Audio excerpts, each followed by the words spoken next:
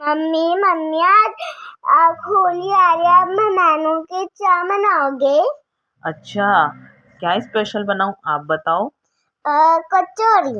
अच्छा, आपको कचौरी खानी है। हाँ मम्मा।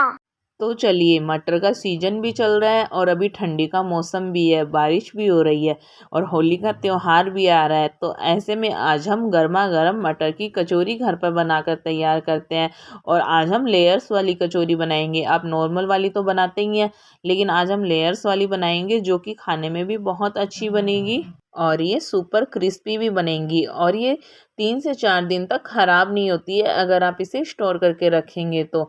और एकदम गुब्बारे की तरह फूली फूली बनती है। तो चलिए बनाना स्टार्ट करते हैं मटर की कचौरी। कचौरी बनाने के लिए देखिए हमने ये 2 कटोरी गेहूं का आटा लिया है। आप चाहे तो इसकी जगह मैदा भी ले सकते हैं। और साथ में हमने ये आधा कटोरी सूजी ली है। हमने ये बारीक वाली सूजी ली है। थोड़ी सी हम इसके अंदर 1 चम्मच अजवाइन को क्रश करके डालेंगे। स्वादानुसार इसके अंदर नमक डालेंगे और थोड़ा सा इसके अंदर घी डालेंगे। आप इसमें घी की जगह ऑयल का भी मोयन दे सकते हैं, लेकिन घी से ये ज़्यादा खस्ता बनती है, इसलिए इसके अंदर हम घी का मोयन देते हैं। इन सभी को हम अच्छे से मिक्स करेंगे। देखो इसकी मुट्ठी सी बन रही है ना। अगर इसकी मुट्ठी नहीं बनती है तो इसका मतलब इसके अंदर हमने मोयन कम डाला है, तो थोड़ा सा और डाल लें। और अगर ये मुट्ठी बन रही है तो इसका मतलब हमारा मोयन एकदम परफेक्ट है।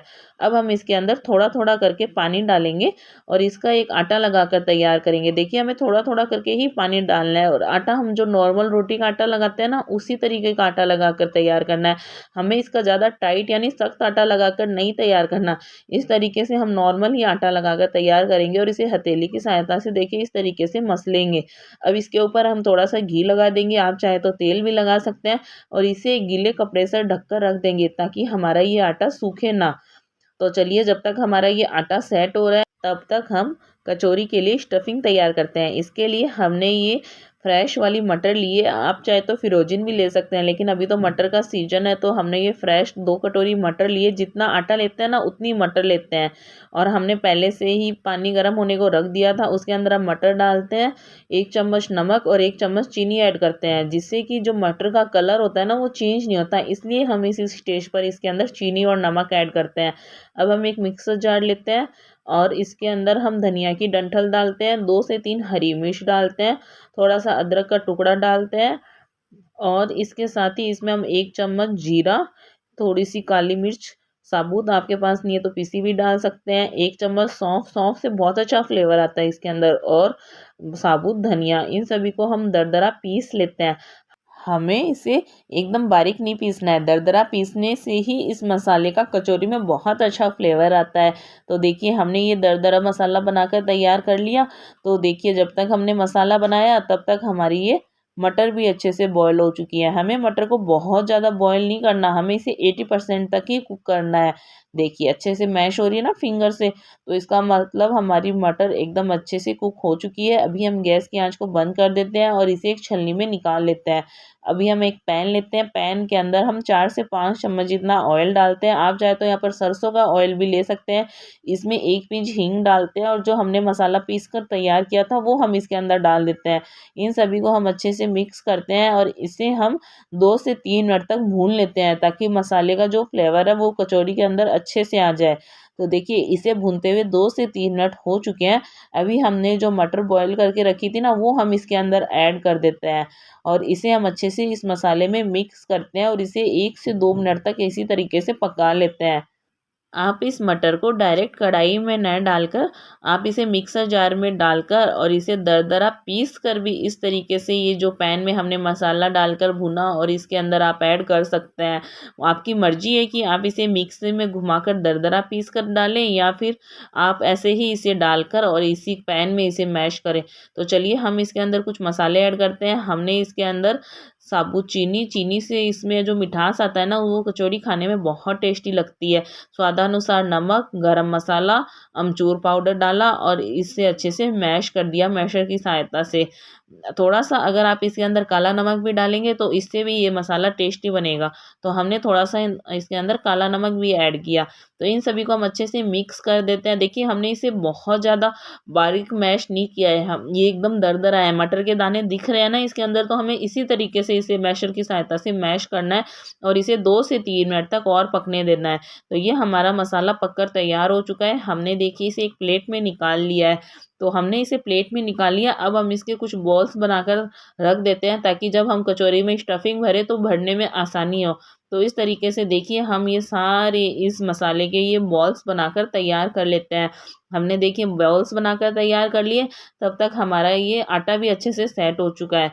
तो अभी हम इसके ऊपर से एक कपड़ा हटाते हैं और इसे और 1 मिनट तक हम हथेली की सहायता से मसलते हैं ताकि हमारा आटा चिकना और स्मूथ हो जाए। देखिए आप देख पा रहे हैं जैसे जैसे हम इसे मसल रहे हैं हमारा आटा कितना ज़्यादा स्मूथ होता जा रहा है। तो हमें इसी तरीके का आटा चाहिए कचौरी के लिए, तभी हमारी कचौरी क्रिस्पी बनकर तैयार होती है। देखिए मैं आपको अभी पास लाकर दिखाती हूँ। आटा देखिए हमारा कितना चिकना, कितना स्मूथ एकदम दिखाई दे रहा है ना। देखिए मैं आपको फिंगर लगाकर भी दिखाती हूँ, एकदम सॉफ्ट है ना। तो हमें नॉर्मल रोटी के जैसा ही आटा चाहिए। अब हम इसकी एक नॉर्मल रोटी जिस तरीके से बनाते हैं उसके लिए जितनी लोई चाहिए होती है ना, उतनी पेड़े जितनी लोई हम इसकी तोड़कर तैयार कर लेते हैं। इस तरीके से गोल करते हैं और इसे बेलते हैं। बेलने के लिए आप चाहे तो यहाँ पर सूखे आटे का यूज भी कर सकते हैं, लेकिन अगर आपका आटा परफेक्ट लगेगा तो आपको इसके अंदर सूखा आटा लगाने की बिल्कुल भी ज़रूरत नहीं है। तो देखिए हमने रोटी जितनी बेली और हमने आपको दिखाया बेलन के कहीं भी ये चिपकी नहीं है और हमें इसके ऊपर सूखा आटा लगाने की भी ज़रूरत नहीं लगी। तो हमारा आटा एकदम परफेक्ट है। अभी हम इसके ऊपर घी लगा लेते हैं, आप चाहे तो ऑयल लगा सकते हैं। सूखे आटे से इस तरीके से स्प्रेड करते हैं और इसे इस तरीके से फैला लेते हैं। हम आपको लेयर वाली कचौरी बता रहे हैं ना, तो हम लेयर्स का तरीका दिखा रहे हैं आपको। ये आप चाहे तो सिंपल भी बना सकते हैं। हम इस तरीके से इसे फोल्ड करते हैं। तो हमने दोनों साइड से देखिए बीच में से इस तरीके से फोल्ड कर लिया। ऊपर फिर से हम इसके ऊपर घी लगा लेते हैं और इसके ऊपर हम सूखा आटा लगा देते हैं और इसे फिर उसी तरीके से हम फैला लेते हैं और इसे देखिए हम दोबारा से इस तरीके से फोल्ड करेंगे। ये देखिए इस तरीके से फोल्ड करने के बाद इसके ऊपर हम फिर से वही करते हैं, घी लगाते हैं और इसके ऊपर सूखा आटा लगाएंगे, इसे फैला देंगे। अब हम इसे गोल राउंड में देखिए इस तरीके से करेंगे रोल। ये देखिए जिस तरीके से मैं आपको स्टेप बाय स्टेप बता रही हूँ ना, आप उस तरीके से अगर स्टेप बाय स्टेप बनाएंगे ना तो आपकी कचौरी की लेयर्स बहुत अच्छी आएंगी। अब हम एक धागा लेते हैं, रखते हैं और इस तरीके से देखिए इस पर इसकी साइड चेंज करते हुए देखिए हम इसे बीच में से इस तरीके से कट करेंगे। तो आप देख पा रहे हैं कट हो रहा है ना बीच में से, ये अच्छे से कट हो गया है। ये देखिए, ये देखिए धागा बाहर निकल कर आ गया है ना। तो ये देखिए हम आपको इसके टुकड़े करके दिखाते हैं। लेयर्स दिख रही है आपको इन दोनों के अंदर। तो हमें इसी तरीके की लेयर्स चाहिए लेयर वाली कचौरी बनाने के लिए। हमें इससे बेलते समय इस बात का ध्यान रखना है कि जो हमने हिस्सा काटा था वो तो होना चाहिए नीचे की साइड, और जो इसकी साइड थी ना वो होनी चाहिए ऊपर की साइड बेलते समय। तभी हमारी इन कचौरियों की लेयर्स अच्छी आएगी। तो हमें इसे बहुत ज़्यादा बड़ा नहीं बेलना है, इसे देखिए इस साइज का छोटा ही बेलकर तैयार करना है, क्योंकि हम ये मिनी कचौरी बना रहे हैं ना मटर वाली। तो अभी हमने जो मटर की स्टफिंग के ये जो बॉल्स बनाकर तैयार कर रखी थी वो हम इसके अंदर रखते हैं और इसे जिस तरीके से हम पराठे को इस तरीके से भरते हैं ना उसी तरीके से भर लेते हैं और इसे अच्छे से चिपका लेते हैं और जो एक्स्ट्रा आटा होगा ना ऊपर का उसे निकाल देते हैं और इसे हम अच्छे से देखिए चिपका देते हैं ताकि हमारे इसकी लेयर्स खुले ना। ये देखिए हम आपको पलट कर दिखा रहे हैं। ये देखिए आसानी से बन गई है ना। तो उसी तरीके से हम बाकी के सारे इस आटे की इसी तरीके से ये कचौरियाँ बेलकर तैयार कर लेते हैं। देखिए इसी तरीके से हमने इसके ऊपर ये घी लगा दिया और ये आटा लगा दिया और इसे स्प्रेड कर लिया। अब देखिए यहाँ पर आप चाहे तो इसे इस तरीके से बेलन की सहायता से भी बेल सकते हैं। पहले आपको मैंने बिना बेले दिखाया था। तो आप इस तरीके से अगर बेलेंगे ना तो थोड़ी सी ये चौड़ी हो जाएगी, जिससे आपको ये काटने में आसानी होगी और आप थोड़ा सा इसे अंगुलियों से भी दबा सकते हैं इस तरीके से। देखिए रोल तो उसी तरीके से किया है हमने, बस थोड़ा-सा हमने इसे बेलन से बेल दिया है। और अगर आप धागे से उस तरीके से ना काट सकते हैं तो आप डायरेक्ट भी देखिए इस तरीके से काट सकते हैं। आप चाहे तो चाकू से काट सकते हैं, लेकिन चाकू से काटने से वो लेयर्स नहीं आएगी, जितनी अच्छी धागे से काटने से आएगी। इसीलिए हम इसे धागे से काटते हैं। तो आपको लेयर्स दिखाई दे रही होंगी। तो उसी तरीके से हम जो बाहर की सतह थी उससे ऊपर की तरफ रखकर और बेल लेते हैं, और इसी तरीके से हम ये सारी कचौरियों की स्टफिंग भरकर और इसे तैयार कर लेते हैं। आप देख सकते हैं जैसे हमने स्टफिंग भरी है, तो भरने के बाद भी आपको इसके ऊपर की ये लेयर्स दिखाई दे रही होंगी। तो हम इसी तरीके से ये सारी कचौरियों को तैयार कर लेते हैं। आप एक बार इस तरीके से ये परत वाली कचौरी बनाइए, आपकी कचौरी दिखने में बहुत सुंदर लगेगी। देखिए हमने भर ली और इसके ऊपर आपको आप देख सकते हैं परतें भी दिखाई दे रही होंगी। तो जब आप इसे फ्राई करेंगे तो ये आपको और आसानी से दिखाई देगी। हमने जब तक ये बना रहे थे देखिए ऑयल गर्म होने को रख दिया था। इसे बनाने के लिए जब हम कचौरी कढ़ाई में डालते हैं तो आपको इस बात का खास ध्यान रखना है कि तेल हमारा बहुत ज़्यादा गर्म नहीं होना चाहिए, नॉर्मल गर्म होना चाहिए, तभी अंदर से ये अच्छे से सिक्का तैयार होगी। अगर बहुत ज़्यादा गर्म होगा तो ये कचौरियाँ जल्दी से गोल्डन ब्राउन कलर की तो हो जाएगी, लेकिन अंदर से कच्ची रह जाएगी। देखिए जैसे ही ये सीखने लगेगी ना, तो वैसे ही ये फूलने भी लगेगी और अपने आप ऊपर भी आ जाएगी। तो आप देख सकते हैं हमारी कचौरी का साइज़ कितना ज़्यादा फूल गया है, कितनी बड़ी कचौरी दिखने में लग गई है। तो अभी हम इसे उलटते-पुलटते हुए धीमी आँच पर गोल्डन ब्राउन कलर होने तक इसे सेंक लेते हैं। तो इसे सेंकते हुए कम से कम हमें 8 से 10 मिनट लग जाते हैं एक बार में। तो देखिए ये हमारी क्रिस्पी सी मटर की कचौरी बनकर तैयार हो चुकी है। तो बाकी की कचौरियाँ भी हम इसी तरीके से फ्राई कर लेते हैं। लेकिन देखिए हमने एक तो वो मिनी कचौरी फ्राई की, और दूसरा अगर आप इतनी ज़्यादा छोटी नहीं पसंद करते हैं तो आप जिस तरीके से इसे स्टफिंग करके भर लेते हैं, फिर आप उसे हथेली की सहायता से इस तरीके से थोड़ा-सा दबा लीजिए, जिससे कि आपकी कचौरी का साइज़ थोड़ा-सा बड़ा हो जाएगा और ये भी खाने में अच्छी लगती है। तो हमने आपको ये दोनों तरह की कचौरियाँ दिखा दी है।